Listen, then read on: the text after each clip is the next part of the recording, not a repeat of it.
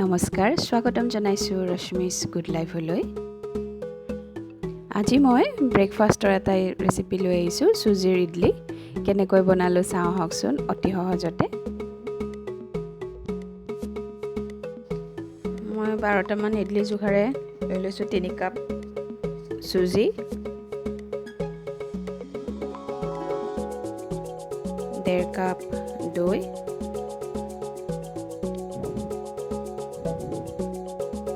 আধা কাপ পিঠাগুড়ি,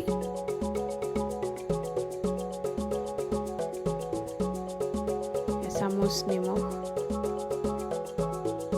আৰু এচামুচ বেকিং পাউডাৰ। এয়া পিঠাগুড়ি লৈ লৈছোঁ আধা কাপ, আৰু এতিয়া 2 কাপ পানী লৈ অলপ অলপকৈ পানী দি এনেকৈ গুলি ল'ম।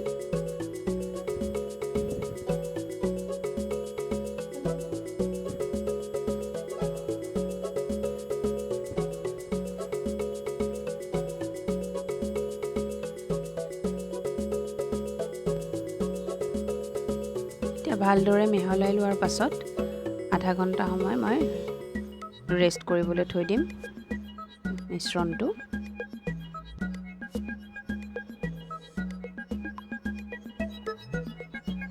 বহুত বেছি পনীয়াও হ'ব নালাগে আৰু বহুত বেছি ডাঠো হ'ব নালাগে। এতিয়া ইডলি ষ্টেণ্ডটো লৈ তাত অলপ তেল লৈ অলপ অলপ ব্ৰাছৰ সহায়ত তেনেকৈ সানি ল'ম।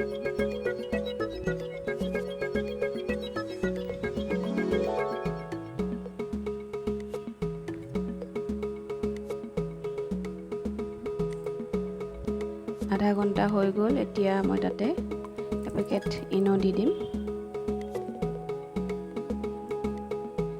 নৰ্মেল ফ্লেভাৰৰ ইনোটো দিব লাগিব। এতিয়া সৰু চামুচ এখনৰ সহায়ত এনেকৈ 2 চামুচ দি যাম। বহুত বেছি দিব নোৱাৰি কাৰণ ফুলি আহিব এইটো। একেবাৰে ওপৰলৈকে নিদিয়াই ভাল। এনেকৈ প্ৰতিটো ইডলি ষ্টেণ্ডত লগাই ল'লোঁ।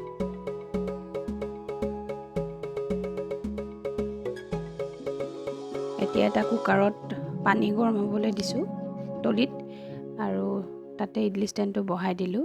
তলত এটা ষ্টেণ্ড দি লৈছোঁ। ইফালে মোৰ চাম্বৰত ফোৰণ দিয়া হৈ গ'ল।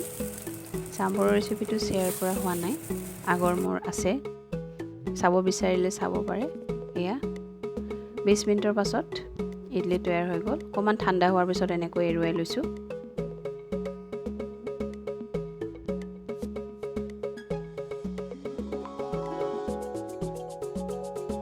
বিৰাট ধুনীয়া ফ্লাফি আৰু কোমল হৈছে খাবলৈ, গৰমে গৰমে, আৰু বিৰাট হেল্ডি ব্ৰেকফাষ্ট এইটো। আপোনালোকেও ট্ৰাই কৰি চাবচোন, নিশ্চয় ভাল পাব। আশা কৰোঁ ভিডিঅ'টো চাই ভাল পালে। ধন্যবাদ।